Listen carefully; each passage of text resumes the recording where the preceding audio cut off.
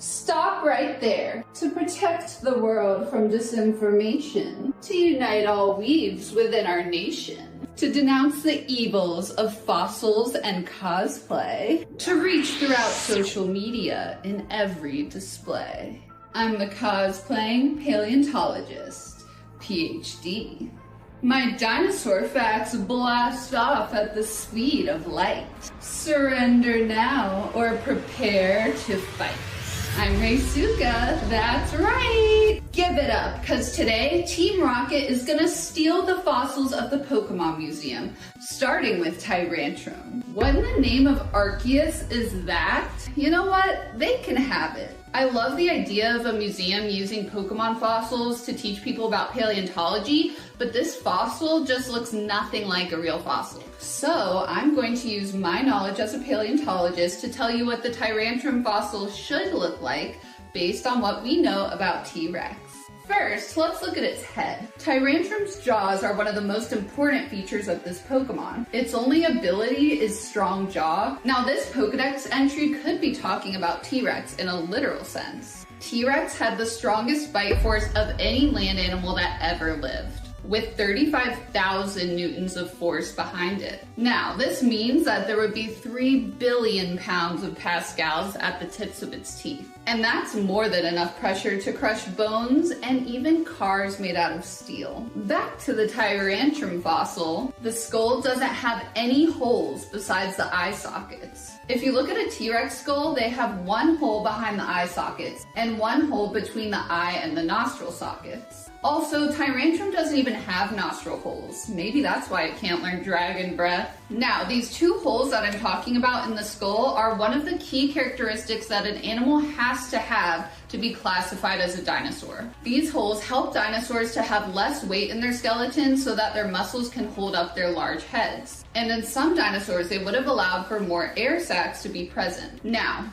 I get that Pokemon was trying to make the fossil more obviously a Tyrantrum fossil by putting elements of the skin and muscle into the skeleton. But if the Pokemon Company expects us to figure out how to catch Regirock, which means that we need to figure out how to pass a puzzle of streaming currents to dive into a location, read the Braille, dive up in the right spot, find the right Braille scripture to use dig, switch a whale lord to be the first in your party and the Relicanth to be in the last of your party, fly to Route 111, enter the cave, read the Braille again, walk 2 steps to the right, 2 steps down, and then use strength, then they should know that we are smart enough to recognize a Pokemon fossil without its fleshy features. Now, still looking at Tyrantrum's head, a strong jaw is nothing without teeth. Tyrantrum models in the games have its front teeth kind of sprouting from its lips. And this looks like an artistic interpretation of teeth being hidden by lip, which it's likely that T-Rex did have based on what we know now. But in the Pokemon skull, these teeth are just kind of fused to the upper skull. So they're really more like bony projections from the skull than actual teeth. Now, T-Rex, on the other hand, had real teeth that weren't just pointy bits of skull. Each tooth sat inside a socket in the jaw,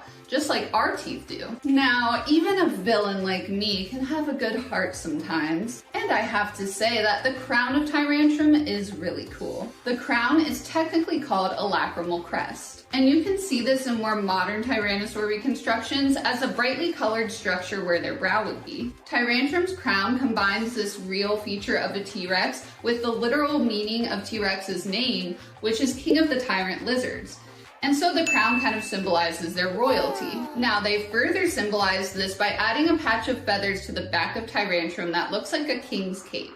In modern paleontology, we generally agree that T-Rex had feathers, but we're just not sure how much. A patch of feathers around the back of their necks could be possible. If it was present, it would likely act like a lion's mane and double as a form of sexual display while helping to protect the neck against attackers. But even if it did exist, this feature would probably only be present on males and not as luscious as the one that Tyrantrum has. Now, you can say that Team Rocket has done some unforgivable crimes, but none of them are as unforgivable as what the Pokemon Company did to Tyrantrum's arms. It's a single solid bone. They couldn't even flex their elbows. Now, I know that T-Rex was known for its relatively small arms compared to its body, but they were still fully functional and its 2 fingers could grip you easily. It's strange that they simplified the arms so much when the legs generally look like those of a T-Rex. Also, did you know that one way that you can identify whether a fossil is a dinosaur is to check how the hips and legs join up? If you look at a T-Rex fossil, and the shape of its hips is similar to that of living birds because